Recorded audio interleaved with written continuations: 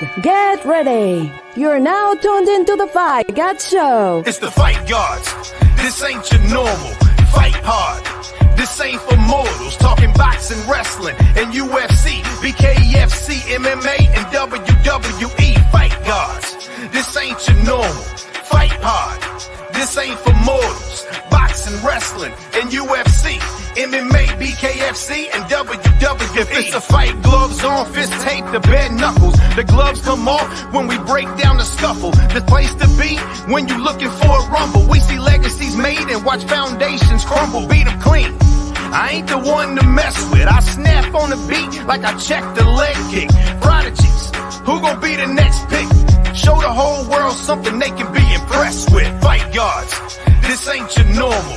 Fight hard, this ain't for mortals. Talking boxing, wrestling, and UFC, BKFC, MMA, and WWE. Fight Gods, this ain't your normal. Fight hard, this ain't for mortals. Boxing, wrestling, and UFC, MMA, BKFC, and WWE. What's up, everybody? Chilling in the building Wednesday night. Your favorite hosts. I got Ben with me who just ghosted us.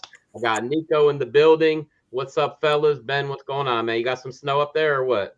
Nah, man, but it is 40 degrees and pouring rain. So 40 and pouring rain. That's always fun. That sound like ass.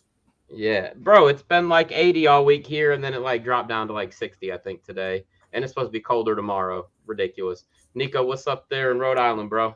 Yo, man, chilling. It was a beautiful day out in Rhode Island, actually. I mean, I guess it was a little windy, but aside from that, man, sun shining, beautiful day. Yeah, nice, Yes, nice. sir. That's what's up. So you just got back from Long Island, huh? Yes, sir. A lot of training, a lot of working. Yeah. Tell us Grind about the don't training, stop, man. fellas. Tell us about the training. What you got going on with it, man? A lot of boxing. I got a couple guys that do kickboxing, one that does MMA, but recently the boxers have been scouting me out for work. Okay. All right. That's what's up, man. So you got some promising people or what? I wouldn't say anybody who's really contemplating getting in the ring like that. The last person I had like that was George, and he moved out to California for school for a little bit. So Okay. That's what's up, man. That's what's up. What about wrestling, man? You been training anybody in wrestling lately? not really, but I do get to do wrestling with Drew because he does the MMA, so I do get to drill some of that with him. But Okay. not as much as I would like to. I didn't really work with the wrestling team all too much this year over at Southampton with Lester Ware, but you know, I'll get back over there sooner or later. Got a little one now, so I'm sure I'm gonna want him to wrestle. I've seen you wrestling with him on Facebook, man. Didn't he clock you with the belt? Come on, bro. You seen that? Square in my eye. he's hitting the cheap shot. Little chicken shit heel he is, man. Earlier today, he was like, "Who's that?" And I looked out the window. He skated off the couch with the belt. I was like, "Come on, man." Bro, I mean, hey, it runs in the family, man. You know what it it's is. not if you win or lose. If you cheat and you get away with it, man. We all know in this industry, if you want longevity, you got to be a heel. Absolutely, You got to be a heel, man. Yep. Look at You saw the link I shot you? Ric Flair? Yeah. Oh, yeah. I thought you were talking about the other thing, but yeah. Bro, that's absolutely incredible. 73 years old. Yeah. Bro, he looks excellent, man. For real. He looks so fucking good, dude. Yep. You're right, man. Way better than Vince took a bump. Oh, 100 times better. But Vince has never been great at taking bumps. He was good at taking stunners back in the day, but that's about it. Yeah, the stunner that he took over WrestleMania was absolutely ass. Awful.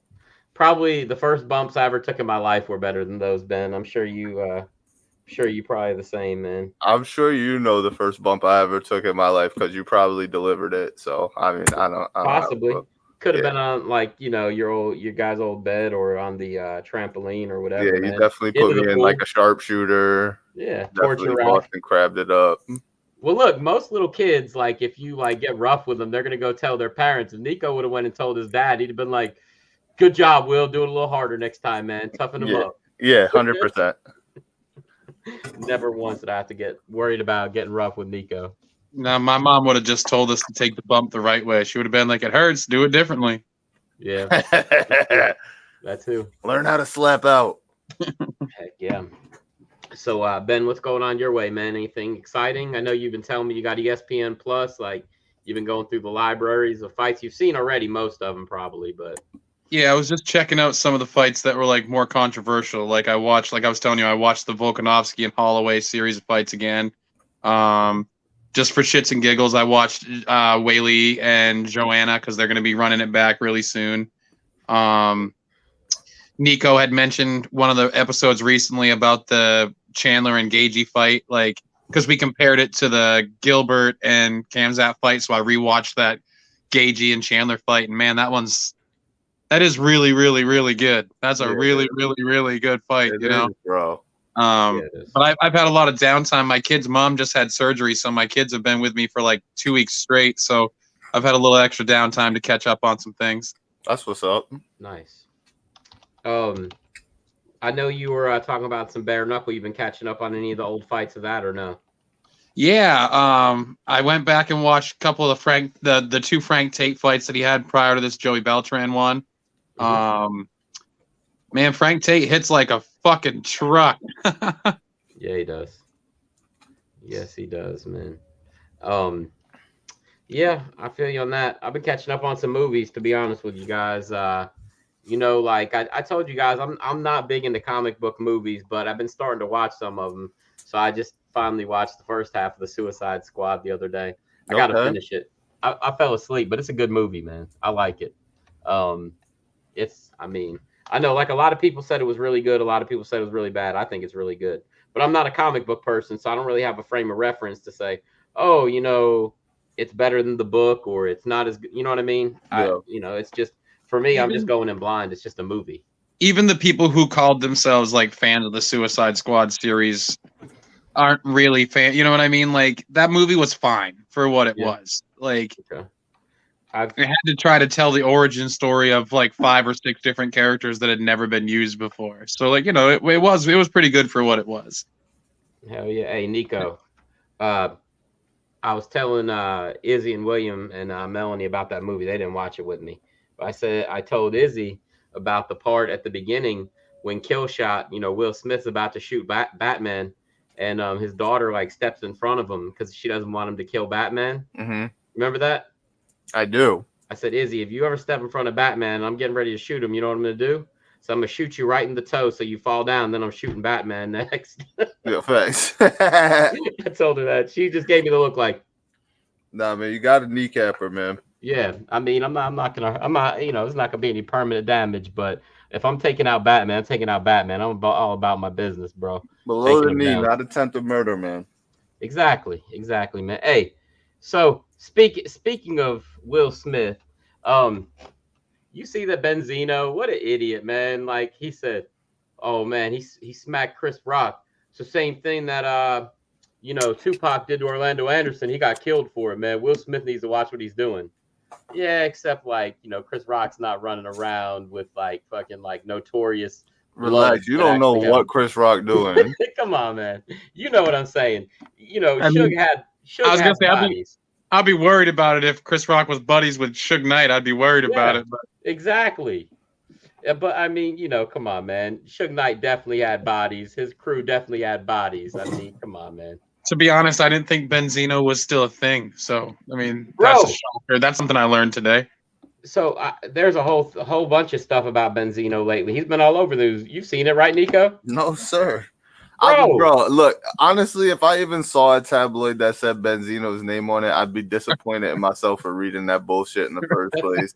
That's not why I watched the video, though. The video is because it's 50 Cent, and him and Benzino are going at it. And now Benzino is trying to fight 50 Cent on celebrity boxing. No, he don't want that smoke. No. He don't want 50 that Cent smoke. would kill Benzino. Kill him, bro. Yeah, he want a payday. Yeah, so it's all like a whole big thing. 50 Cent put out this phone conversation between Benzino and a trans woman, where Benzino, I guess, was dating a trans, or at least that's what the conversation would lead you to believe. And then Benzino got mad and he's like threatening to kill 50 and kill the trans woman and all this other craziness, man. And there's like a video of Benzino crying because his girlfriend left him. You didn't see that video, Nico? Nah, man. Bro, you're the one who always sees these videos. I'm the one who's never up on Nah, stuff, man. But I ain't see. I haven't been in on this one. If crazy, Benzino was to kill 50 Cent and the trans woman, how do you think he would do it? Jesus Christ. Bro, I don't know, man. I mean, maybe like a car bomb. Ooh, my You know, like 50, style. 50 gets in the car, starts it, and it blows up, or does it have to go over 40? Yeah. When he touches 50. Yeah, you can't go under 50 after it goes over 50. Exactly, man. There you go. But yeah, so I don't know, man. But no, so all right. I was actually going somewhere with this, the whole Benzino thing. So well, I was headed somewhere also after the Will Smith thing. So anyway, Benzino gets on Instagram Live with Damon Feldman, who is David Feldman from Bare Knuckle Boxing's brother. Okay. And he's the promoter of celebrity boxing. You know who I'm talking about, Ben? Damon Feldman. Did you see all the stuff yesterday? And so Brandon Lambert, who's everybody's favorite BKFC star, I love the guy. I think he's hilarious. He's calling out Damon Feldman because this is good. This is huge. He's calling out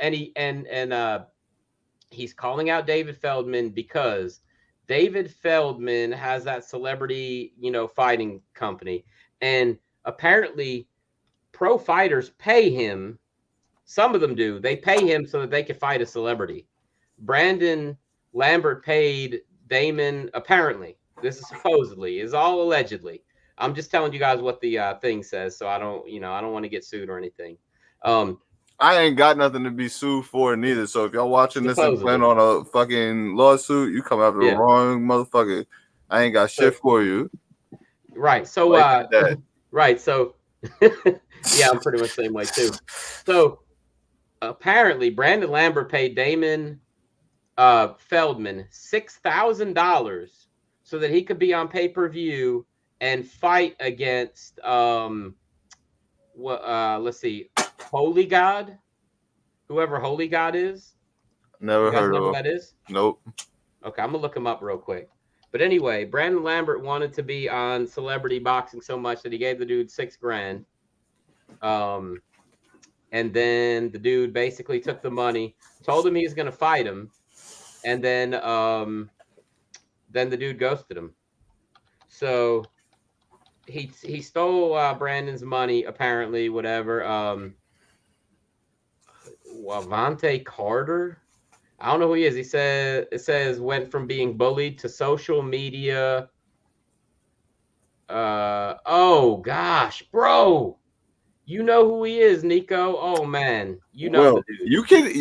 You cannot be reading the headlines during the show. I need you to know this shit before you get up here. Bro, I didn't know who Holy God was.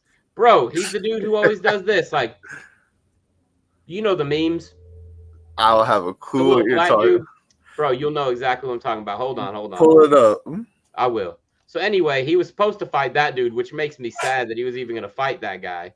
But, and then, like I said, Damon stole his money supposedly, and now Brandon Lambert's posting about it and stuff. And it's just a big whole big thing. But he fights for David Feldman, Damon's brother. So like, I don't even know, man. I feel like he's kind of gonna mess himself up with that like whole relationship if he's going after this dude's brother. Then he put out there today that as a publicity stunt a while back, Damon had hired the Octomom to say that they were getting married, gave her a ring to wear around, and then when like the whole thing was over and they didn't get married, then he took that chick to court, the Octomom, whatever her name is, over the ring because she wouldn't return the ring. What is up with these names that you're talking about right now? Are we talking about BKFC or are we talking about WWE? Like, I'm very we're talking about celebrity boxing, bro. I'm so confused. Nico, look, you know this dude. I'm gonna show you right now. Let's see. No, we're talking about celebrity boxing, bro. But the dude from BKFC is calling out the guy from the promoter from celebrity boxing. Let's see. Where is it at? All right, here we go. Bro, you don't know that guy? I do know that guy. Yeah, that. He's not always doing that. His face is like that. But there's pictures of him not like that. Are there? Yes. Look, you can. I thought he was just like missing part of his face. No. He can just do that face. Apparently, because there's pictures of him out here with him not doing that. Hold on. Yeah, look, he's missing teeth. That's why he's able to do it. Oh, okay. But I found some pictures of him on here not doing that. So anyway. I don't want to see that guy fight anybody but Alpha. Oh, hell yeah. Look, we can, I can show you this. Damn it. No, all right. Anyway, I'm not even going to pull up another picture because it's giving me a hard time. But anyway, apparently Brandon was supposed to fight that dude. Blah, blah, Brandon blah. Carl? Yeah, Brandon Carl's going to fight him next, actually. So, wow. Anyway, did you guys watch the fights this past weekend? Let's start with something simple. I know I've been blowing Nico's mind with the other stuff. Dude, there were so many fights this weekend. There was. There's so many fights.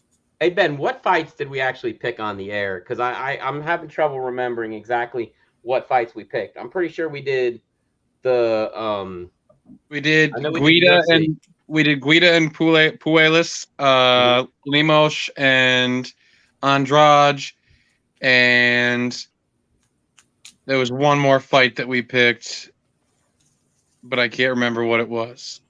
Okay, let's see. Fury. We didn't pick that one. We forgot to say something about it or something maybe, but yeah, we didn't. Speaking of that, do you think fucking Dillian White's jaw's back from the orbit that it was sent to? Holy shit. Yeah. Tyson Fury wrecked that boy. That's a fact, but he'll be all right.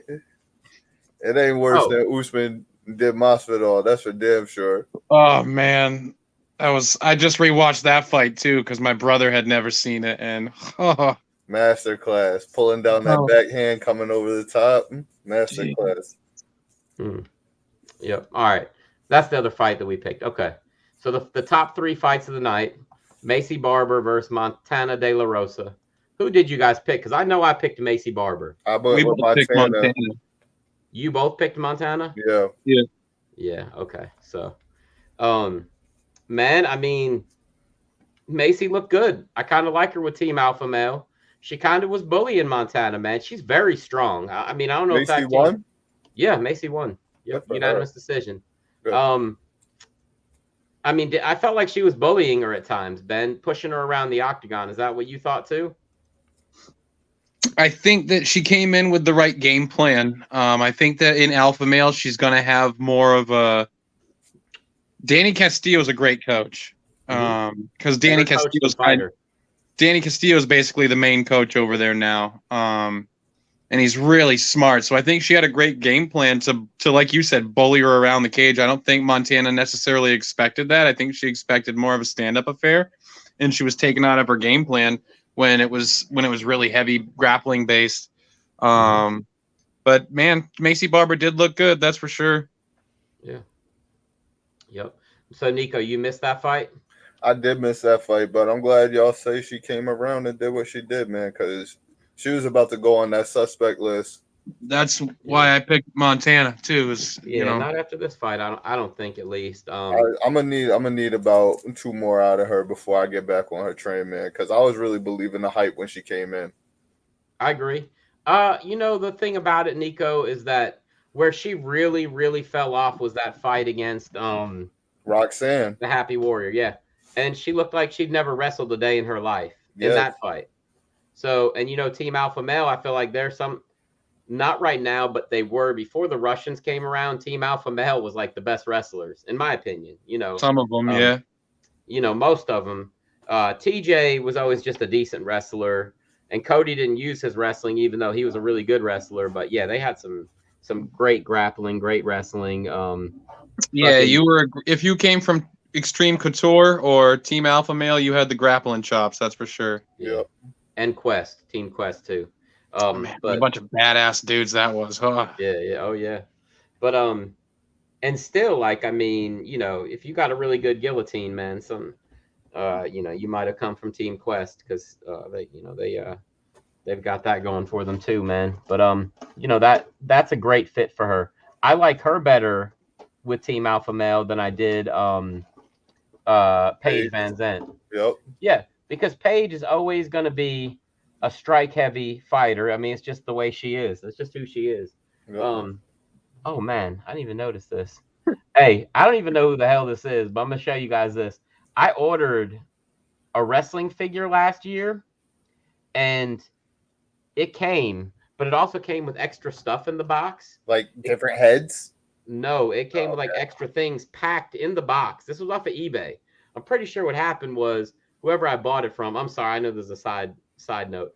Whoever I bought it from packed like 2 or 3 different orders in the same box accidentally. So I ended up with a movie called Aquarium or Equilium. I don't know. Start EQ something. It's like a horror movie. I've never watched it.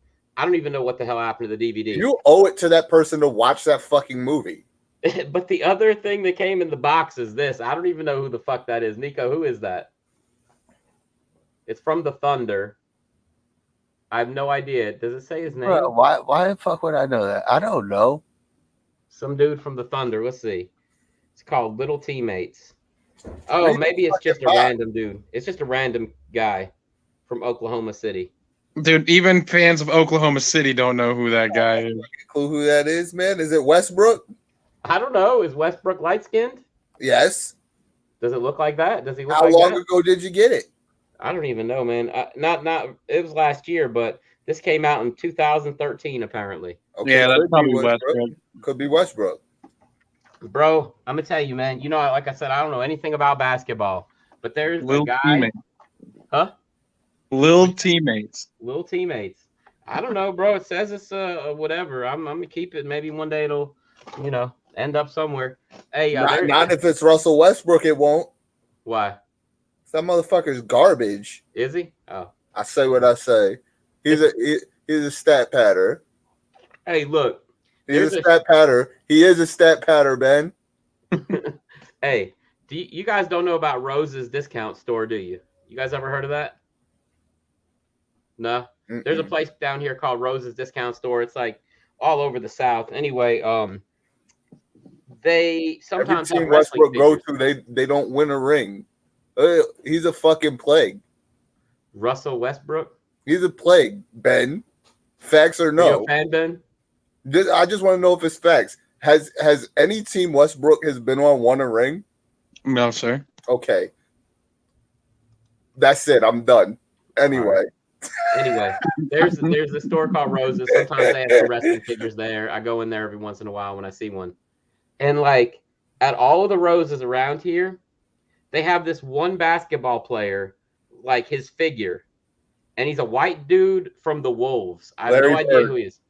No, it's not Larry Bird. He's from the Timberwolves. And like he kind of looks like Khabib. And bro, like every single one has like 50 of this one dude, the one white guy probably on the whole team. Larry Bird. Figure. No, man. I don't even know, man. He looks like he's Russian or something. Dirk Nowitzki. Is he from the Timberwolves? No. Okay. I'm literally Googling. Jason Williams, white chocolate. No idea, bro. I'm literally Googling Timberwolves white guy. Timberwolves white guy. It's this dude. I see him already. I found him, but I don't know his name. I'm going to show you guys the picture. But I swear, bro, like there's probably 50 of this dude in every single Roses around here. And it's like, I don't even know, man. I looked it up and, obviously the figure's not worth much or I would have bought it. But when on earth did this become the basketball podcast? I have no idea, bro. What are you doing? Everything, but Showing us You're not even talking about like Teammates guy. Alice in the Palace or something like that. You're just talking about random motherfuckers. Not background. Darn it. All right, hold on. Him looking like Khabib is not enough reason for him to be a topic tonight. It's very important, man. I want to know who this guy is, if he's anybody who is important, because like I said, I see his figure every time I go in there, probably like once a week. And it's just hilarious to me. The middle guy. Oh, Rubio. Ricky Rubio. Okay. Well, his figure is in like every Roses. There's like 50 of them. It cracks me up when I see it. That team anymore? He doesn't? No. Bro, he looks like he could wrestle better than he plays basketball. The figure does, at least. And I mean, I guess, yeah, he kind of looks Russian. Have you seen Russian basketball? Nah, is it It's all traveling and wrestling. They slam people when All they the go for a niggas do dunk. is run with the ball like it's football and then wrestle each other. Nice. Hey, I would love that. That'd be awesome, man. I would jump That into it. Dagestani basketball. That's funny. That's funny. All right, I'll reel it back in, guys. My bad. All right, next fight. Clay Guida versus Claudio Puelles. Bro, One for the good guys. Claudio's no joke, huh? I mean, he was that you said that was his third leg lock submission? Is that right? Most in UFC? El Nino. Pretty Who'd you say was gonna win that fight, Will? Oh, I said Clay was losing, man. You know, we all talked about how Clay always beats these up and coming guys, but he's I don't even know, man. He's just a little bit slower, takes punches just a little bit worse than he used to. I mean, bro, at one point didn't he beat RDA? It's not even his striking that's the problem. It's his grappling on top that gets him stuck in these submissions that he loses in. Because he's quick to do those takedowns. But yeah, I mean he has beat RDA, yeah. But like he was stuck in that armbar for a minute, and then there was like a Kimura, or maybe it was an omoplata that guy was trying to pull off on him. Yeah. And he just like stayed in that position. And then when he tried to scramble, he stuck his leg in the slot instead and got knee barred by this guy. And did you notice that they said that like right before the event started, that kid changed his nickname from El Nino to the Prince of Peru? No, I didn't. Really? Yeah, I think it was DC on commentary, or one of those two dudes on commentary was like, well, actually, his name's now the Prince of Peru. He just changed it. It's like, wait, what? You don't get to do that. That's actually kind of funny, but yeah, I feel you on that. Nico, did you end up seeing that fight? Between who, bro?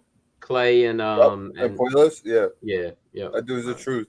He strung together like 4 or 5 submissions in a row, man. Yeah, he's definitely got a bright future ahead of him in the UFC. So hopefully, we'll transition, omoplata, triangle, boost over, knee bar. Like, you don't see shit like that. You don't see submissions in combination like that. Right. He went he had the Kimura first, right? Yeah. Then switched over to the omoplata. Then he switched to the omoplata. Yeah. That's crazy, bro. The only other guy I've seen change submissions together like that is Paul Craig, dude, when he was doing that to Nikita Krylov in that last fight where he just kept like switching positions until he sunk in his that triangle choke that he always gets. Yep. Did he break his arm? That was Jamal Hill. He broke Jamal Hill's arm. Got you. Okay. Clay looked like his shit was gonna be mangled, bro. He stepped over the inside of his thigh to hold on when he had that Omo on, bro. But he's gonna snap his shit. Yeah. But great submission defense by Clay. Oh yeah, definitely. But man, it just looked like they were on completely different levels at this point in their lives. For sure. Back in the day, Clay could have probably scrambled out of that. I mean, we don't know for sure. Well, you also don't want to fuck around with leg submissions because it doesn't take much to tear your whole knee apart. You know what I mean? Like an arm bar, you can kind of stay in and you can overextend a little bit, and you can get some damage done to your arm. But that knee bar, as soon as it gets torqued just a little bit too much, it's gonna tear your shit right apart. Yeah. Oh yeah, for sure. You got to tap once you get stuck in those knee bars pretty quick. Right. Hey, a lot of MMA gyms, they don't even practice any kind of leg locks. Like if you're rolling open mats, you're not doing them. If you're gonna practice them, right. If you're gonna practice them, you practice them. But I'm just saying, like if you're open rolling, whatever, don't mess around. When I used to go to that gym a little bit and roll with those fighters that I was chilling with, man, that was one thing. They're like, just leave the legs alone unless we're actually practicing that. Don't fuck around, because like you said, man, one false move and that's the end of the day for you, man. So easy to mess up your knee too, man. Yeah, that's messed up. So hopefully Clay's good. I think he is. I haven't heard anything else about him after that. But Claudio, man, 12-2. I'm looking right now. He hasn't lost in the UFC, Ben? No, he hasn't. Oh no, he has. Oh yeah, 6 years ago though. Okay. Yeah. Hey, where did he come off of? Did you say he came off the Ultimate Fighter last episode, Ben? Claudio? I thought so. Okay. I thought I thought he came from one of the Latin America seasons. Knee bar sensitivity is a weakness in MMA gyms. What what does that mean though? Who said that? You're saying people are too sensitive about doing it? Like, what does that mean? Because certain shit is like really frowned upon doing in sparring in MMA community. Like, don't throw a fucking axe kick if you don't have that type of control. If your leg is gonna come down super fast, you should not throw that axe kick. You should not throw that spin hook kick. And if you do, you'll get fucked up. Right? Like, go back and watch. There's a clip of Vanderlei Silva sparring somebody in his fucking gym, and homeboy gets a little too big for his britches with Vanderlei. Vanderlei gotta fuck you up. He gotta fuck you up now. You bite your tongue, Walter Gibson. I will fuck you up. Will White back to front. Wanna now? Wanna now? Oh yeah. I've seen that. That was with Chael. That was with Chael. Oh yeah. I'm talking about a different one. But still, man, you can't do certain shit, man. Yeah, you're right about that, man. Elbows too. You got to be careful throwing elbows. Yeah, bro. Yeah, you can't do that. So Bear says you can. That's Bear, right? That's what you say your buddy's name is. Yeah, that's he my said guy. you could practice knee bars on him next time you're out on Long Island, man. Oh, yeah, but that's the homie, man. We do that shit for fun during UFC events, bro. We used to just put the table to the side. It's time to sub wrestle. That's how we spend the minute. Yeah. No, I mean, Barry, all I'm saying is, like, if you're open sparring, you can't really mess around with that. If you're practicing knee bars, practicing ankle locks, all that kind of stuff, cool. I mean, but it's just one of those things, man. I mean, unless it's somebody you don't like at your gym, then you might, Even Puello said it at the end of the fight during the interview. He said, I don't even do this shit in practice. I know I can do it, so I don't do it in practice. He don't practice it on his guys. Yeah. Yep. Yo, Bear, you already know I don't do no fucking ankle locks and shit like that to y'all during practice. But I snap homeboy shit up over in William Floyd with the quickness. If you know it and it's in your arsenal, you don't got to do that shit. Yeah. Hey, Nico, there was a dude from Southampton. I don't remember his name, but during the season, I teched him. I whipped his ass. I didn't like him at all. He was like a little, like, just mouthy guy. And then, like, we had, like, a little practice with Southampton, like, right before the league tournament. And, bro, they blew the whistle, and this motherfucker shot. I had turned, like, my head just a little bit. He shot, fucked up my knee, man. That was when I was in 10th grade. Couldn't go to the leagues because I tore ligaments in my knee. Well, you like back to front, though? Twice a day. That's crazy. 3 times on the weekend. Hey, Walt Gibson's talking shit, but when I see him at William's birthday party on Friday night, I'm going to slap him around in front of all the kids. Well, bro, people ask me why I wipe from back to front. I tell them it's seasoning, baby. Seasoning. Nah. Hey, Bear, it could have been, bro. That sounds familiar. That sounds familiar, man. Look, Nico, man, you know what? I'm gonna I might have to upload the video of me. I might have to upload the video of me spanking that dude in our regular match just to show you, man, what Hampton Bays was all about for wrestling, Nico. I got the best of both worlds, man. Because Southampton ain't no joke when it comes to wrestling. Not anymore. I grew up under Coach Fitz. Yeah. No, so I know. Stop it. I know. I'm just fucking with you, man. I'll have to tell some wrestling stories some other time, man. But yeah, there's crazy wrestling stories I can tell you from back in the day. I know you can too. Sure. We've done a couple of them. Oh, but sure. All right. So look, that main event, Jessica Andrade versus Amanda Lemos. Did we all pick Lemos? I mean, did we all pick Andrade? Yeah, I thought so. So, yeah, man, bro, and back at 115 pounds. Back at 115. That's where she beat her, right? That was a 115 fight? Yeah. That was definitely a 115 fight. Bro, I mean, one more win and she'll probably be ready for a title shot with Rose. I mean, they got the trilogy sitting there. If Rose wins her fight and Jessica Andrade could pick up one more win, I can't see how they could deny her. You know what I mean? I'm not sure who it would be. Maybe against... Let's see. I'm looking up the rankings right now, but I wouldn't be shocked if maybe she fought Mackenzie Dern next, right? Didn't Dern just win at 115? Right? Yeah. Oh, I don't know, man. I think she would mop Dern. I know, but Dern's number 4, and she just beat number 10. Yeah, and bro, but she's number 1. I think they're waiting to see what happens. It's like you said, she's got a trilogy fight set up there with Carla. I mean, with Rose. Yeah. And I don't think she's ever fought Carla. So that's a fresh matchup if Carla were to win. Yeah. Because if Carla beats Rose, that's 2 wins over Rose. They're gonna have a hard time selling a third fight between those two. Right. But if Rose wins a close Carla fight, is not beating Rose. No. I didn't say she was, but If Carla's going to get fucked up though. He I don't said even want y'all over here speaking that shit into existence. I don't care that he said if. I don't even care. Don't speak it into existence. I don't want to hear that shit. Nico, it could happen, bro. No, she got mopped the first time. Bro, She got mollywopped. That was young, inexperienced, low IQ, no type of wrestling background or IQ to stuff the shot. Cut it out, bro. All right, but you can't say that. You want to know why you can't say that? Why? You can't say that because Jessica Andrade dropped Rose on her head, right? But Carla is not Jessica Wait, no, bitches like that. What are you talking about? Anyway, she did that to Rose in the first fight. Then a few years later, Rose got the rematch, and it was a very, very close fight. Rose didn't come out there and dominate Jessica, not even for 1 minute of the fight. She barely beat her. I think it was a split decision their second fight?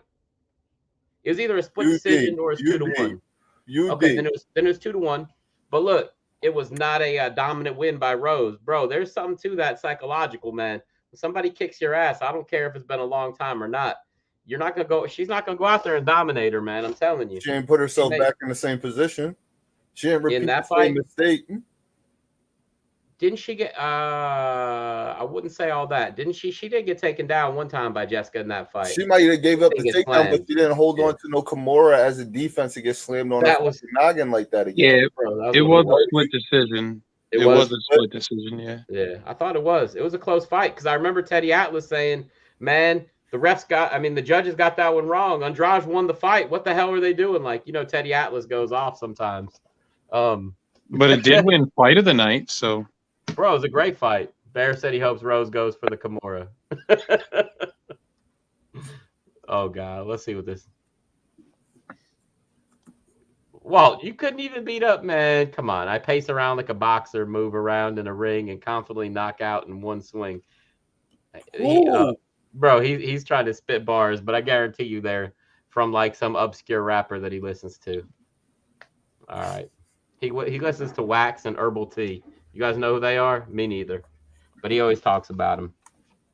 So, anyway, that was pretty good event. I saw, like I said, I only saw about 4 fights from it, but the fights I saw were good.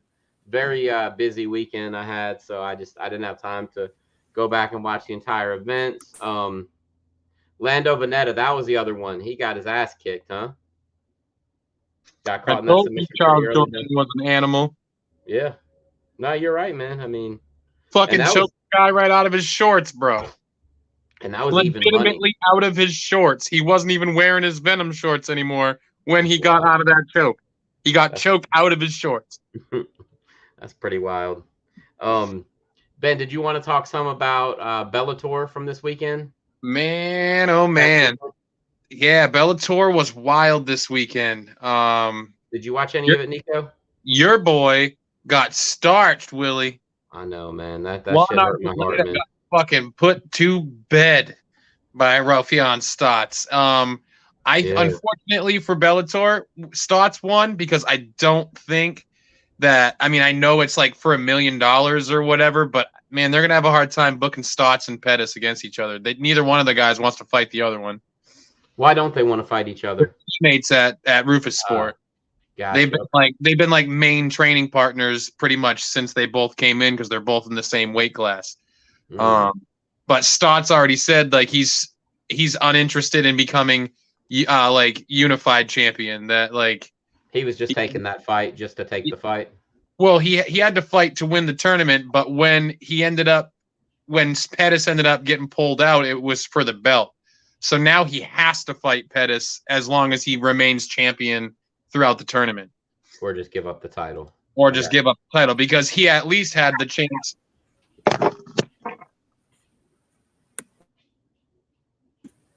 Peace. Oh, okay.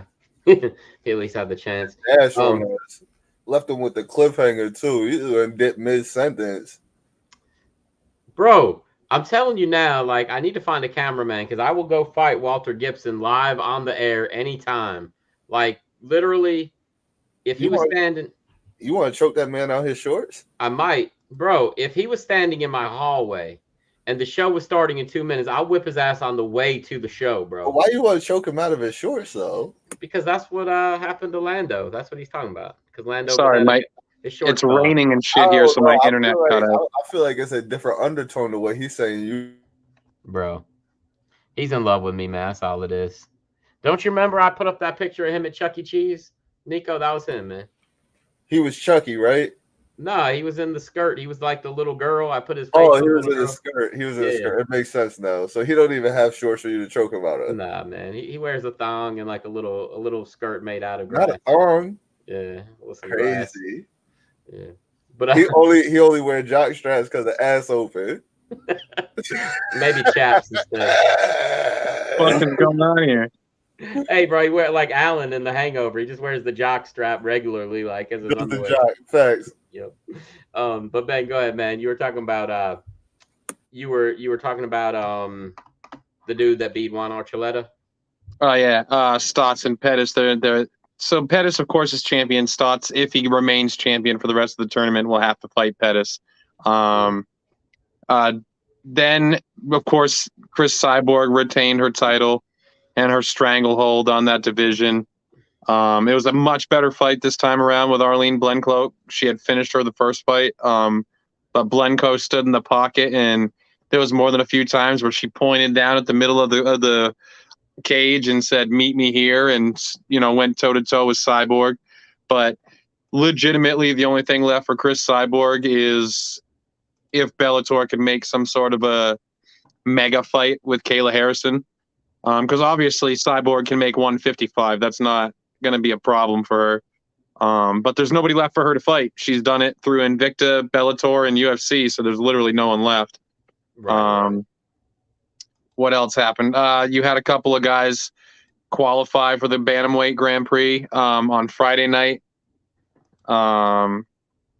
which was some pretty decent fights, some good scraps. And Liz Carmouche finally captured a title after 3 failed attempts throughout Strikeforce and the UFC. It was pretty controversial. People were upset with the stoppage, but she did have Juliana Velasquez in a crucifix position and was dropping some elbows. It's hard to get out of that crucifix once you're stuck in it, especially when somebody's elbowing you in the head. So, but Carmouche got the victory, and it is what it is. Yep. That Velasquez is the one that beat. Yeah, okay. She's the Velasquez. Yeah, she was undefeated. She had beat Alima May, who also lost this weekend in Hawaii to. I know, man. Was it Julia Budd she lost to? It was no, it was Justine Quiche. Justine Quiche, yeah. Who shit her pants on national TV, by the way. I just got to bring that up every time we talk about her. Yeah, but Enrique Barzola qualified for the Grand Prix, and so did Danny Sabatini. Danny Sabatello, sorry. That's a boy Nico would like. He's a New York wrestler with a lot of attitude, and he backs it up. He'd be a guy that Nico would like. They counted how many times he said the F word in his pre-fight interview, and it was something like 14 times. Because he was just like, I'm gonna fucking go in there and fucking kill this guy. He's not even gonna be able to get the fuck up off his fucking back. And it was pretty good. Yep. Hey, like I said, I didn't see the fights. I read about it. I heard your guy Patchy Mix looked pretty damn good though, huh? Patchy looked really good. I don't know if Patchy looked good or Horiguchi looked bad, but man, beating Horiguchi is a pretty big feather in the cap for Patchy Mix. So Patchy Mix. I look forward to him and Ralphion Stotts. To be honest with you, that's the fight I want to see. Okay, all right, that'll be good, man. And then let's see, what was the other night was, like you said, the Carmouche fight, and Yeah, okay. You were just talking about And that's those. a hard stoppage too, because she wasn't landing heavy elbows, and she didn't land a lot of them, but they could have been a lot. It could have been, 8 goes to 9, 9 goes to 10, 10 goes to 11. You know how to count, right? I mean, and she was, even though they're not big, she was still landing several shots. I don't know if you remember The Ultimate Fighter when Roy Nelson got Kimbo Slice in a crucifix and was literally landing like the tiniest little and they called that fight. So it's hard to let somebody take the damage in the crucifix because you never know if they're going to be able to get out of it. Right. My man, what's his name? Big Daddy Goodridge.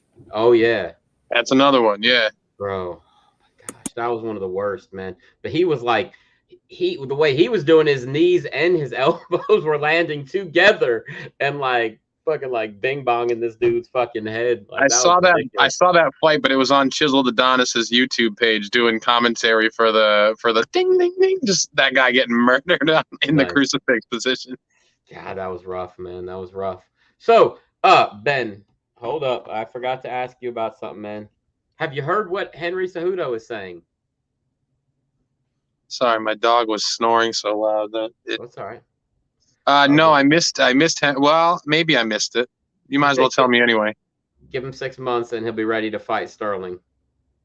Told you, man. He's going after Sterling. He's not going after 145 yet. I knew he'd go to 135. He said, "Give him 6 months." He's not getting that fight anyway. That doesn't matter. He can say he's coming back for Sterling, but Sterling's fighting TJ next anyway. Probably, but I mean, if he's ready in 6 months and they fight, let's say in 4 months, he'll sit out that extra month or two. Yeah, Sterling's not gonna be champion after he fights TJ. So I mean, if it's TJ, if TJ's the champ, I mean, he's gotta want that rematch. I mean, he got fucking disposed of in that fight against Henry Cejudo. What was like a minute and like 15 seconds or something? Yeah, but that was at 125. That was a totally depleted TJ. It was, and that was part of the excuse. So what could he say if it happens at 135? I'm just playing devil's advocate for TJ. I don't even like TJ. He's a snake in the grass. Honest to God, though, I would prefer to see him move up. He's I would prefer a snake in the grass, though. Yeah, see him at 145. I would love that fight. It's so damn short, though, bro. That's the thing. That's the problem I have there. I've been sitting here for a couple weeks now, like praising Peter Yan and fucking Alexander Volkanovski both. Yeah.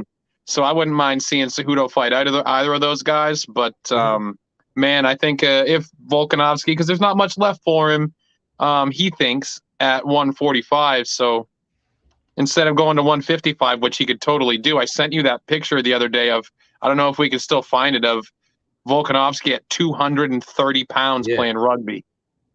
Yep. 230 pounds this guy was at playing rugby. That's 100 pounds ago.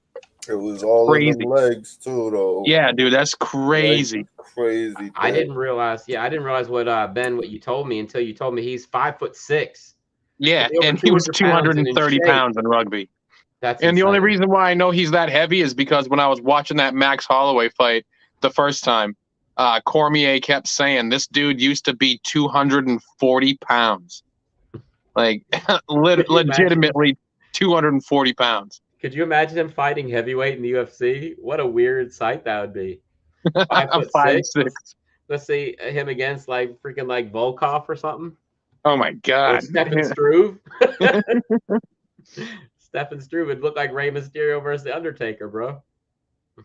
That would be pretty entertaining, man.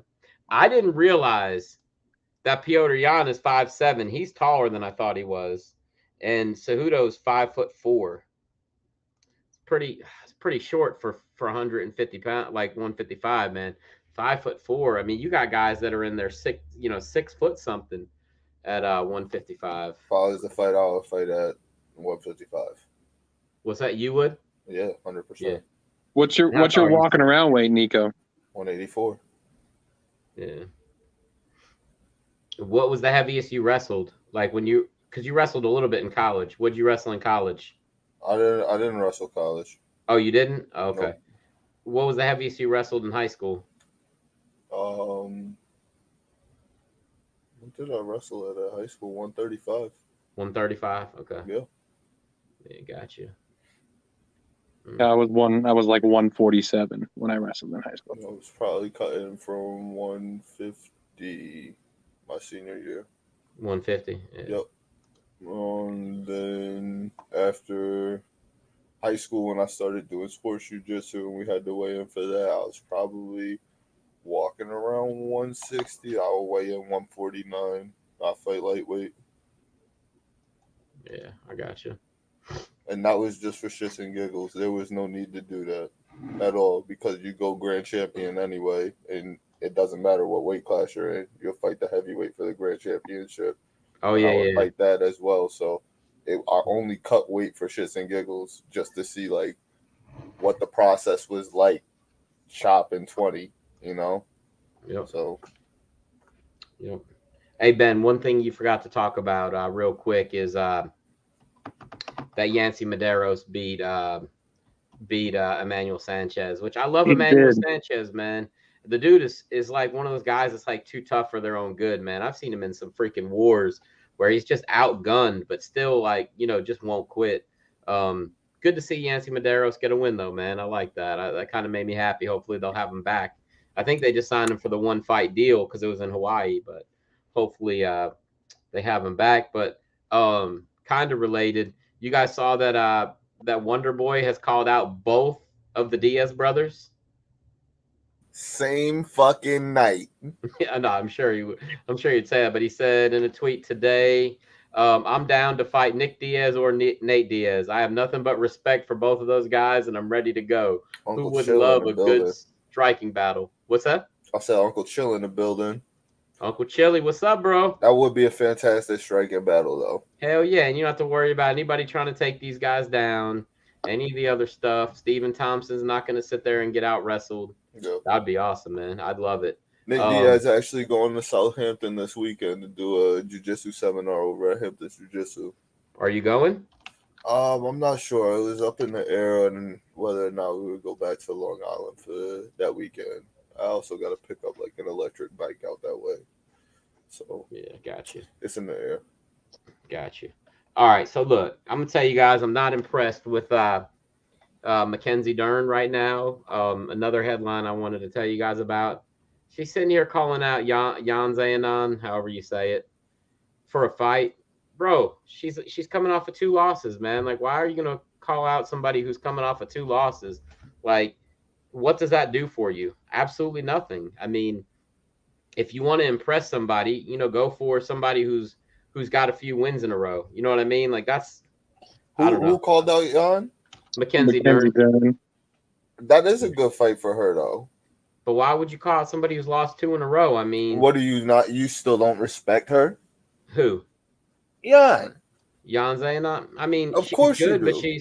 she's number 5. She's ranked below Mackenzie Dern. She's right below her. Yeah, Mackenzie ranked 3. 4, and Jan's number 5. But like, I don't understand. You got Who the 3 over her? Marina Rodriguez, Carla Esparza, and Weili Zhang.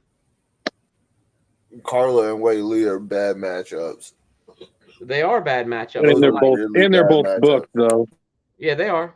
They are. But I mean, Mackenzie just fought, right? And when is Weili fighting? I don't even know. The next pay-per-view Okay, so in like in 2 weeks. Singapore. No, not the next pay-per-view. It's in Singapore, so I want to say the pay-per-view in June. In June. Yeah, I want to say it's June. Chili said that Masvidal versus Chimaev should be in the making. It would be exciting, but man, it's the same thing, bro. Like as soon as I don't even know, man. I think as soon as Chimaev started to get hit a few times, I think he would start doing some takedowns. Masvidal, that's another thing I actually wanted to ask you guys' opinion of. You saw that he's going to a college to train his wrestling, to learn how to wrestle. Pretty much is what he said. You guys have seen that about that? I don't think that it's going to do much for him. He's been around really good wrestlers wrestling before, so I really don't see it doing much for him, but good for him. I think I agree with Nico 100%. Good for him, but I don't see it doing much.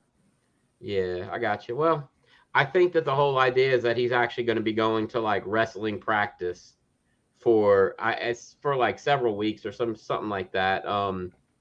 But at the very least, he'll get better takedown defense. I guess. He'll learn how to scramble.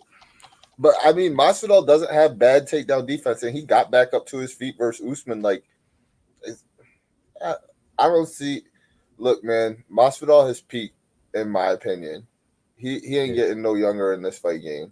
No, he's not. He's been around for a long time. He take a lot of lumps. Body's taking a lot of mileage. That gold ain't in his future. It just is what it is, man. It's not the right era for him. Right. If he would have come out like, I mean, he's been around for a little while, but if he would have come out a couple years earlier than he did, he might have, done a little bit more. But. And I'm not saying Masvidal is not good. Don't ever get that twisted. I think Masvidal is a great fighter, but I also believe that he wound up in the position that he was in because of them cameras and because of the shit that he did with Leon. And, like he was able to create these beefs that put him in these fights that he might not necessarily belong in terms of fighting Usman. That beef that happened during that Super Bowl weekend when the cameras were rolling, it made it interesting to the people to want to see him fight, especially because he's this bad dude that did the backyard fights with Kimbo, and he threw the hands at Leon backstage. He's about that life, but I don't really think that he deserved to be that high up facing those people. Okay. Now, Ben, let me ask you a question about him. Did you want to say something first, or you want me to ask you the question about Masvidal? No, go ahead. That's just he said it just as good as I could have, basically. Do you think that Jorge Masvidal would have either A, been a world champion, or B, at least had a much more successful career if he would have been a pro boxer instead of MMA fighter?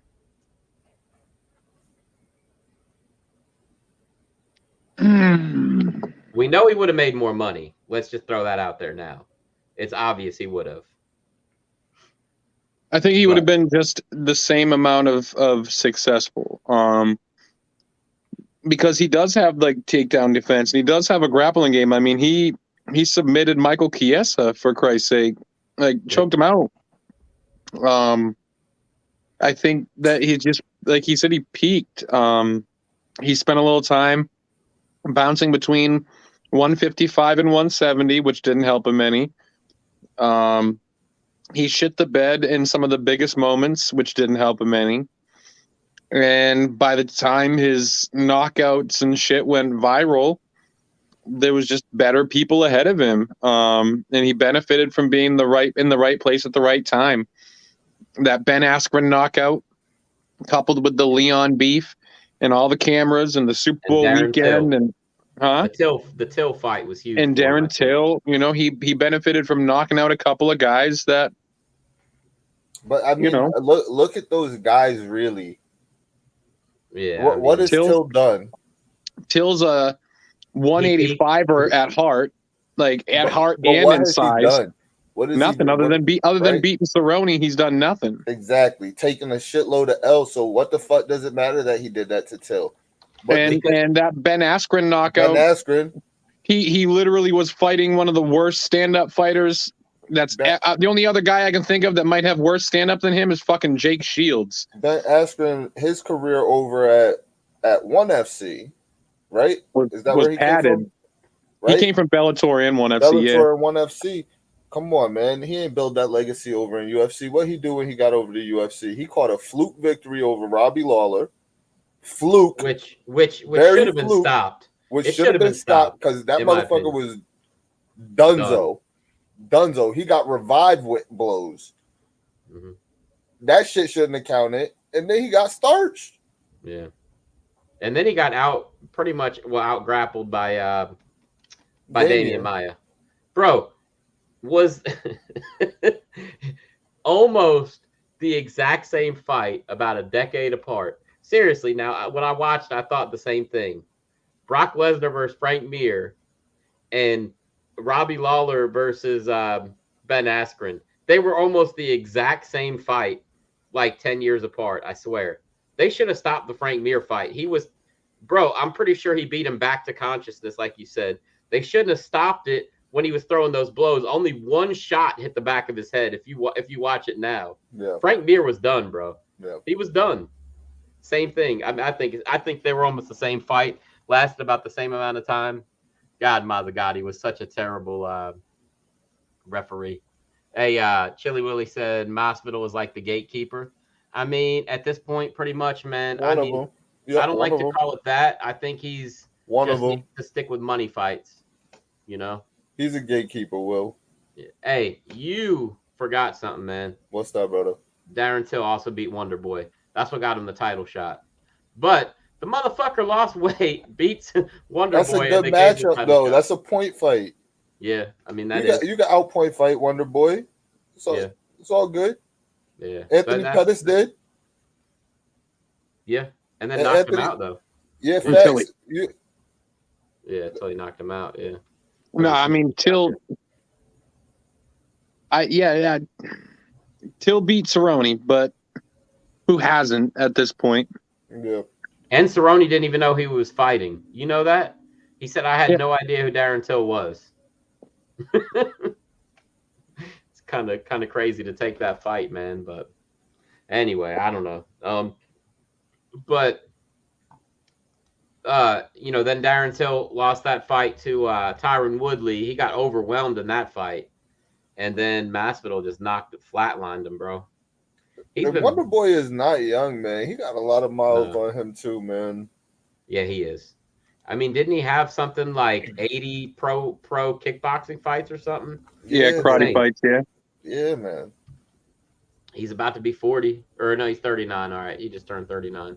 Still, man, that's, he's not a spring chicken. So go ahead. No, go ahead. I was going to go to the next topic, but if you had something to ask about or say something, I was going to let you go ahead and say it because there was one more topic before we picked for the next for the event coming up this weekend. Well, go ahead. Okay, I was just going to tell you guys. George St. Pierre said that he basically he thinks that Khamzat is a really good fighter, but you can't fight like that at this elite level, and basically just said he's kind of worried about him fighting, that he needs to prepare and to game plan and to become a perfect nemesis for your opponent. You can only go in there and you can't go in there and try to trade blows with somebody like this. He's 100% right. But Khamzat learned that in that fight, and he alluded to that. He said that he only went in there to knock Gilbert out. Yeah. He's already said that he was believing his own hype and that he went in there with that one mission in mind, and he didn't go into the game plan that should have went into. So I think that's stating the obvious. That's coming from me, who I think GSP is the fucking GOAT. But that's stating the fucking obvious. The thing is he made it through that fight acting like that, Yeah. Something that George didn't do versus Sarah. Right. He gave that L up. Khamzat still came out on top. Yeah. So I think that with that win and that lesson in mind and knowing that, he did get put on ice skates by Gilbert, he's going to be a much better polished version of himself the next time he fights.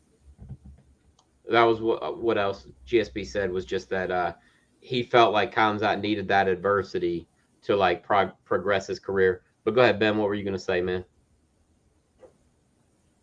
Anything you want to say about that? Okay.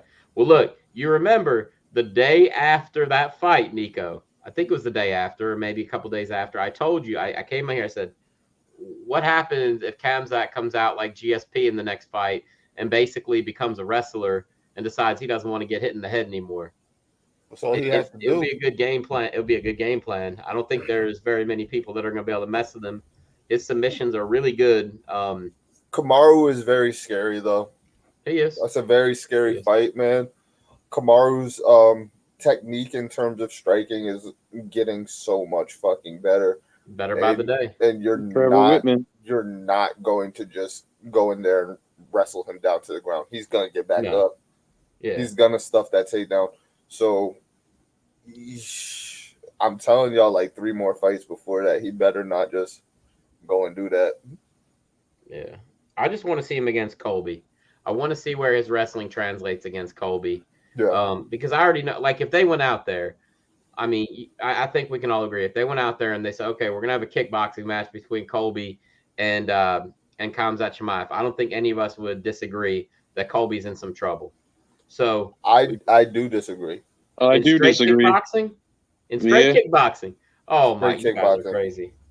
Colby's not volume. Nobody has the volume that he's got. He That's doesn't, facts.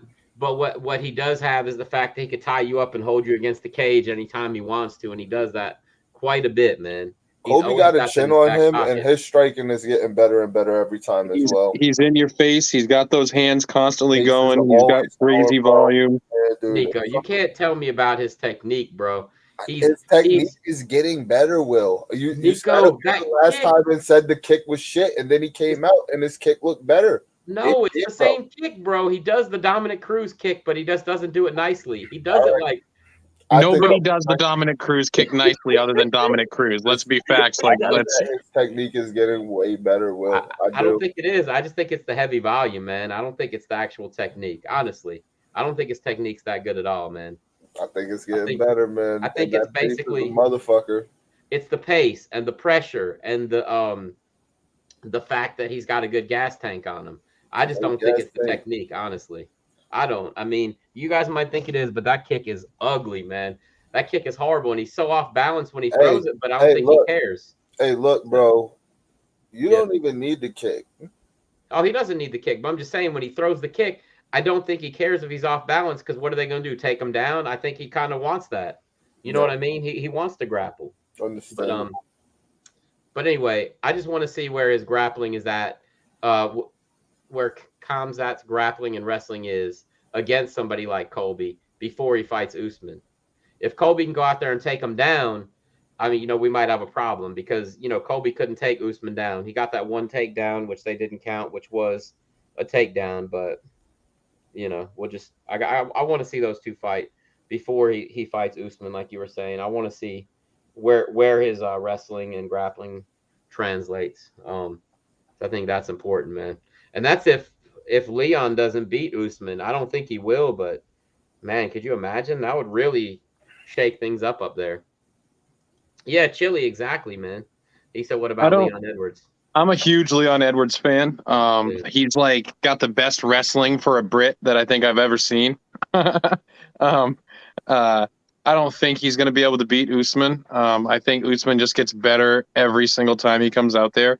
He's like a stronger, faster, more technical version of himself. Usman's gonna ragdoll Leon. And that's what I think too. I don't think that Usman will spend much time messing around with Leon on the feet. I don't think that he's even gonna be shook of him on the feet, bro. The way that his shit is progressing. After doing what he did to Masvidal, he's gonna be even more confident to pull the trigger. Well, that's what I was curious about. I was curious if he's gonna fall in love with the knockout because he got Gilbert and he got Usman. I mean, not Usman. He got Masvidal, but I was curious if he would mess around with that area or if he'd go back to what works. You know what I mean? And throw him on his head a little bit before he smashed him out on the ground. Confidence and just like feeling secure enough to throw the combinations that you feel comfortable with is almost like 80% of the fucking battle in striking, bro. Like not getting in your own head, not like no hesitation and just going for it. And after knocking somebody out like that, I just think that he's gonna be a motherfucker now, man. He's gonna be a motherfucker. He's gonna constantly be in your face, popping that fucking jab, setting the traps like he was already taught to. Very polished, bro. No more of this slow start shit with him. And then when he want to go into the wrestling, it's just gonna be like fucking butter now. It's gonna be butter, dude. Yeah. Leon's gonna have a really bad day. This is gonna be the best version of Usman that anybody's ever seen. I can see it. The problem that I think with Edwards, Chili, if you're still listening, bro, is he doesn't have experience against real top guys except for Usman and like RDA. That's it. He's only beaten one guy in the entire top 15. One guy that's in the top 15 right now. The fact that he's even ready for a title shot is amazing because if you look at his resume, yeah, he beat Nate Diaz. He absolutely did. But besides that, like nobody here was even top 10 when he beat him, except for Dos Anjos. I mean, it's kind of crazy. And the one guy he did that was top 10 that he fought, was the eye poke, right? That was And Nate not even 170. yeah, I know. No, I know. Nate is But not a 170 pounder, man. Vicente Luque is the only top 10 guy he's beaten when Vicente wasn't top 10, but he did beat RDA when RDA was top 10. But I just think that yeah, but 170. The problem that those guys have at 170 is that none of them want to fight each other. Right. So like Colby doesn't have shit really for wins over guys in the top 10. I don't even think that Gilbert had a bunch of wins over guys that were in the top 10, other than Woodley and Maya, and that was Maya, like 44 years old on his way out. The 170 division is full of killers. None of them want to fight each other. Except Kamzat. He wants to fight everybody. If that same punch that Nate landed on Leon is landed by Usman, what's going to happen, Leon?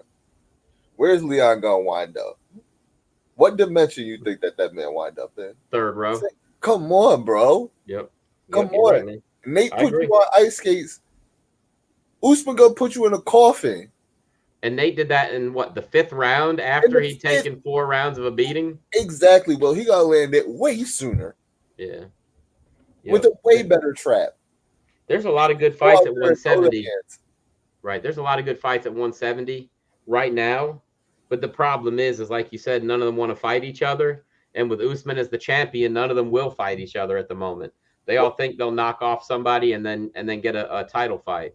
Trevor Whitman, that's Usman's striking coach, yeah? Yeah. He's going to have a field day picking apart Leon's weaknesses. Yeah. He got to have a field day showing Usman how to set a trap. Yeah, I can see it. It's a different mastermind behind the vessel that is Usman. You know what I mean? Like, it's just. Oh yeah. I think this is a really bad day at the office for Leon, man. I think he goes to sleep. I'm gonna say that I got Usman by knockout. Nice. Hey, they haven't even technically put that fight together yet. Technically. Hey, you see what Chili said? He said Usman will clean out the division. Then, like he's been saying, Usman versus Izzy. And here's the problem with that, Chili. If that was to happen, I think Usman would beat Izzy because of his wrestling. But the problem is that there's other guys at 185 that I think that could take Usman. That's the thing, man. He might be able to beat the champion, but I think that a lot of the other guys in the division would be tougher fights for him. I don't think they would do that fight. You don't think they would do it? No. I'm not saying it would, man. I know that they've said they don't want to unless it's like a huge payday, but I don't think they'd even do it then. I think the UFC would be totally wrong. Totally wrong. One of those guys taking an L to the other one, if it ever came to that point, would be bad for because they'd both be the most dominant champions. Like, you know what I mean? It would be a little while before you build that fight, but I just don't think it ever happens. It was terrible for business for Izzy to go up, lose to John, and then John lose the belt, in my opinion. But hey, let's talk about this fight this weekend so we can, we'll use that as the last thing we talk about. I'm excited for this main event. Now, the whole card in general, it's decent. It's nothing. It's not the most spectacular card, but that main event, Rob Font versus Marlon Vera at bantamweight, I feel like for Vera, that is definitely you win this fight, you're going to be in contention. I believe it. If he beats Rob Font, I think he'll be in some kind of title contention. I think Rob Font, who did he lose to? Corey Sandhagen? Was that his last loss? Is that who he lost to? Oh no, Jose Aldo. That's who beat Rob Font, right? Mm-hmm. That was not that long ago. Yeah. I think that Chito Vera, man, if he was to beat Rob Font, I think that he might be. I'm not saying he'd get a title shot, but I think he'd be well on his way. And Chito, let's see, he's on a 2-fight win streak. He beat Edgar, he beat Davey Grant, and now he's fighting Font. Font is ranked number 5 I mean, that's a big jump for him, man. For Cheeto Vera. I mean, number 8 fighting number 5. I mean, we're gonna see if he actually belongs at the top, of competition or not, man. I don't know how you guys feel about this fight, but I'm gonna tell you, I'm going with Cheeto Vera, man. I think that the just the momentum that he got on the Sean O'Malley fight, and then just coming forward, I think really helped him, man. Yeah, he lost that fight to Jose Aldo. It was a questionable decision, in my opinion, but I'm gonna take him, man. I'm gonna take him to beat Rob Font and jump into that top 5. What about you, Nico? I like Cheeto Vera a lot.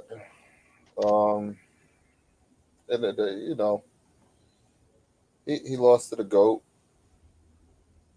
Jose. Who was his last win? Frankie? Rob Font? No. Oh, Marlon? Yeah, Cheeto. Yeah, Marlon. Frankie? Marlon beat Frankie. Yep, and then Davey Grant. That was the right front kick before to the face. Yeah, to Frankie. Yeah, that horrible meme I showed. Yeah, I'm gonna go with Cheeto. All right. I'll go with Cheeto. Ben, what about you, bro?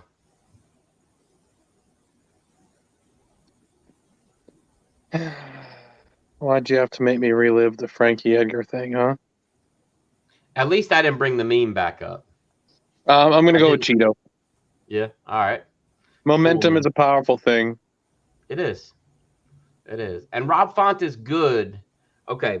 I feel like Rob Font is very good. He pieced Cody up. Like, he pieced Cody up bad. He did. Very strong output. I just don't see him being as like amazing in one area, as far as I just think he's very consistent in all areas, Rob Font. And I don't know, man. I like him. I just don't see him. I don't see him beating Cheeto, man. I don't know. There's just something about that fight that I just don't like for Rob Font. And then the main event. I'll let you go first, Ben. I got a feeling that we may all say the same thing, but I'll let you go first. Andre Arlovski versus Jake Collier, heavyweight co-main event. Go ahead, Ben. I'm gonna go with Andre, the prospect killer, Arlovski. I think me and you talked about this fight a few weeks ago, man. But I'm going the same way, man. Arlovski's like, I hate it. They always put these like young guys that are decent in there with him, and he whips their asses, man. It's like the only prospects he loses to are the guys who are genuine, bona fide stars, like Tom Aspinall, Cyril Gahn, those guys that go on to Francis Ngannou, those guys that go on to fucking make it to the top. And I don't think Jake Collier is one of those guys. I mean, I could be wrong, and Arlovski gets slept, and it's whatever. But I'm picking Arlovski.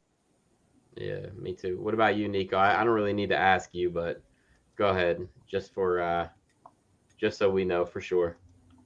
Arlovski is one of my favorite fighters of all time, and I don't pick against him. All right. Period. Well, look. Okay. So you're taking him. All right. So that we don't fuck ourselves up, we got to pick the other fight. The Brito versus Andre Philly fight. We've got to. Because if we don't and we just go with all the same pick for the two, they're both losing, just so you guys know. Philly. Okay. Philly. I'm going with Brito. All right, cool. At least now we got some kind of a break in that. Yeah. The rest of the fights. Let's pick one more fight, only because it would be Christoph Jotko or Gerald Mearshart. Joko. Nope. I'm picking Gerald Mearshart only because today at the press conference he said his direct quote was, "I want the Sean O'Malley treatment." He said, "I want to fight." He goes, "I want to fight scrubs until I can get a number next to my name, and then I'll fucking start fighting ranked guys." He's like, "But I want the O'Malley scrubs treatment." Hell yeah.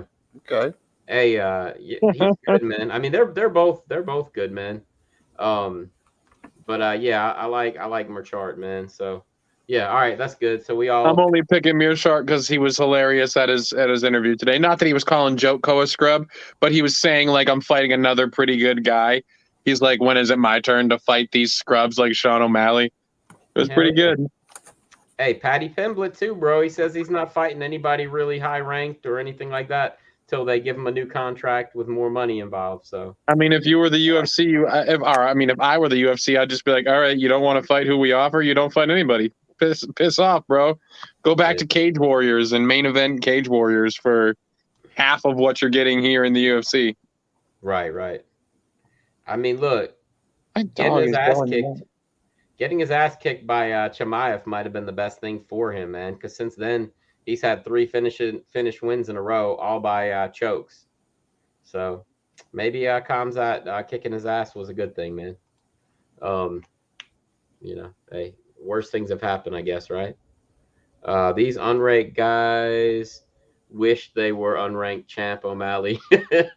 I feel you, Bear. I agree, man. A lot of them do. But they want to get paid, man. Show me the money, Jerry Maguire. That's how they roll, man. But anyway, we will get together next Wednesday. We'll talk about the WWE pay-per-view that's coming next weekend, right? That's next weekend, Ben? Oh, Ben, did you want to say anything about the PFL before we take off? I haven't been following it very closely, but go ahead if you'd like to, man.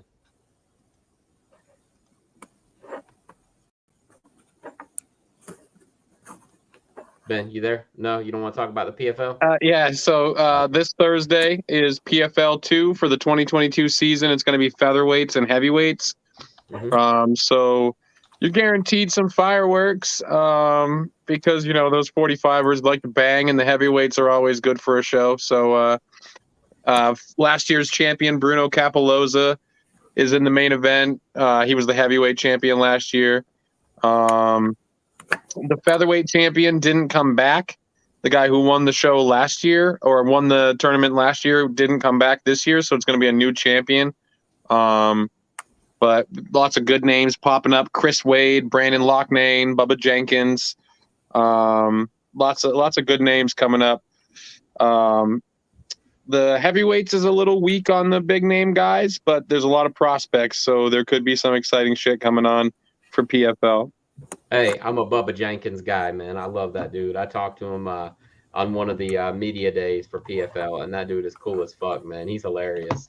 Bubba Jenkins is a great wrestler. He did well last season until he ran into Chris Wade. Chris Wade is one of those guys who's like a Division I wrestler, so he feels like he has a lot to prove against those Division II wrestlers. So he comes in with a pretty grappling. In fact, the guy he's fighting tomorrow or Thursday night, tomorrow night is another Division II wrestling guy, and it should be fun. Yeah. Yep. Sounds good, man. Hey, real quick, let me ask you guys a question. There's only 5 matches announced for Backlash so far, for WWE Backlash. Omos versus Lashley, AJ versus Edge, Happy Corbin versus Madcap Moss, Cody Rhodes versus Seth Rollins, and Ronda versus Charlotte Flair. That's it. So the tag match. Oh, RK Bro. Yeah. Why didn't they have that listed on here? Hold on. Yeah, you're right. So okay, I just missed one. That was part of the 5. So that's 5 total. 1, 2, 3, 4, 5. Yeah. Are you guys up to date on everything on wrestling? You guys been watching and everything? Yes. Because 2 weeks ago it looked like they were gonna have Roman versus Shinsuke. Then last week they made it look like it's gonna be Roman versus Drew. Do you even think he's gonna be on the pay-per-view defending his title at all? No. Do you think that they should end the show with the Usos versus RK Bro and really make the tag titles look like they're important? No, they'll end it with Charlotte and Ronda. I hope not. I mean, not that I agree with it. I feel like they should end it. If they don't have a bigger main event than that, they should end it with the winner take all tag match. Yeah. But oh my god, I'm so torn with that shit too. Yeah, I feel like they should. I just recently started to want Randy Orton and Riddle to win the titles off of them to unify the titles, and then I want Randy Orton to beat Roman Reigns for the unified title. That'd be pretty awesome. For his 15th, like that would be epic, right? Mm-hmm. But then Yo, can they do that? Can they tie him with Cena? Will they make Well, him Cena's- go? Will they have Randy Orton surpass Ric Flair? Because Well, Ric he's Flair is homegrown 16. WWE. Ric Flair and Cena are both 16, right? 16. Yeah, okay. And Randy's at 14? 14. Right, so he needs 2 more. I think they got to give Randy the nod for that for the all-time. I mean, bro, look. Okay, I understand the Cena thing, but Randy has been a workhorse forever, and like he has been there consistently. Right. Yep. Bear says, "Nah, I think they got to do it, man." Come on, bro. He's gonna be here another fucking decade at least. He's gonna give us another 10 years.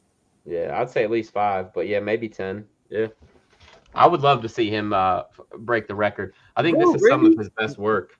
How old is Maybe. Randy? Randy's like my age. I'd say he might be 40. He's 40. Yeah. Yeah, that's what I thought. We're gonna get another decade out of him. Even if it's the one-off manias and shit like that for a while. Yeah, the we're gonna get Undertaker another treatment. decade out of him. Yeah, I feel you. Hey, real quick before we go, I just want to show you guys this. I'm going to go to this in June. It's at a baseball stadium pretty close to here. Look at that lineup. Kurt Angle, Pentagon, Shannon Moore, Killer Cross and Scarlett, the Steiner brothers. Is that Darren Young? Darren Young, Matt TJ Taven. Perkins. Yep, Matt Taven. Gunner, Lady Tappa, Terry Reynolds. I mean, bro, that's a freaking stacked card right there. My dude Rick is Scott though. Who? My dude Rick is Scott though.